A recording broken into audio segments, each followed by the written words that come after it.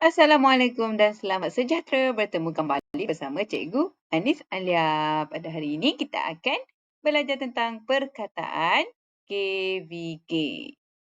Okey, tanpa membuang masa, jom kita belajar bersama-sama.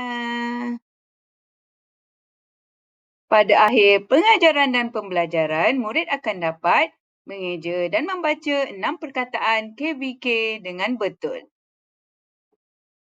Mari fikirkan, apakah gambar ini? Bagus. Ini ialah pin. Mari seterusnya, apakah yang sedang dilakukan?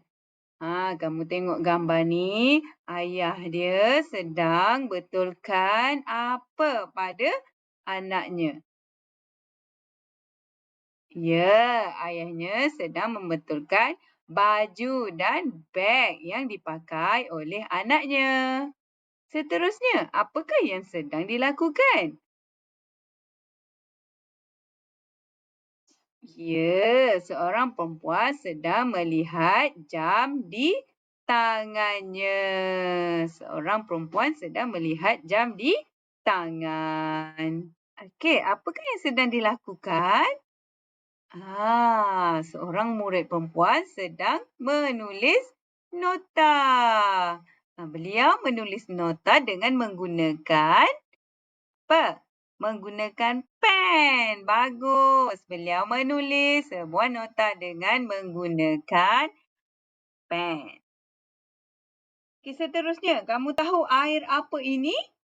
Ini adalah air jus limau. Air jus limau. Kita tengok sedapnya. Minum air jus limau ini akan menyihatkan badan. Akan menyihatkan badan kita.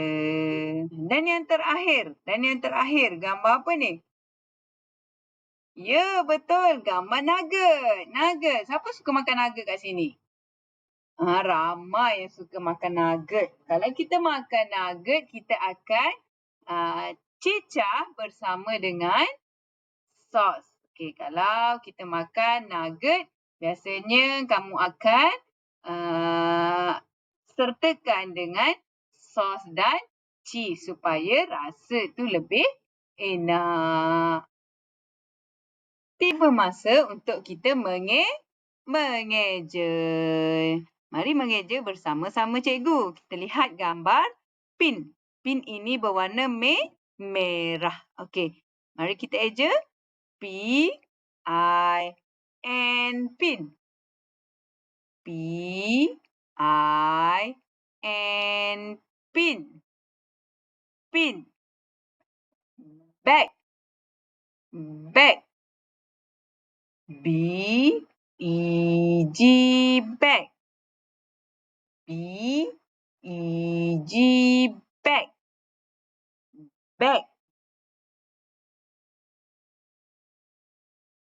Jam. J-A-M, jam. J-A-M, jam. Jam. Pen. P-E-N, pen. P-E-N, pen. Pen. Juice. J-U-S, juice. J-U-S, juice. Juice. Okey, sekarang sebutkan semula ke-6 perkataan yang telah kamu pelajari. Okey, cepat. Bagus, betul. Anda semua memang hebat. Okey, sekarang jom kita menyanyi bersama-sama dengan Cikgu Alia. Jom. Pin dan pen itu tajam. Duh, duh, duh. Beg dan jam itu cantik.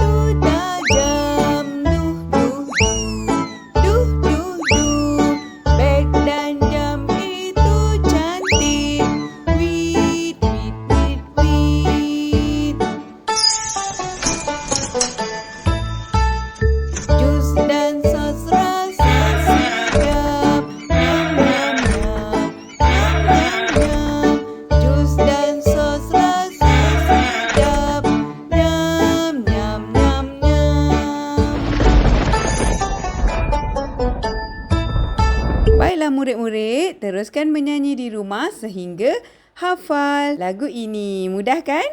Okey, sehingga bertemu lagi bersama cikgu. Bye-bye.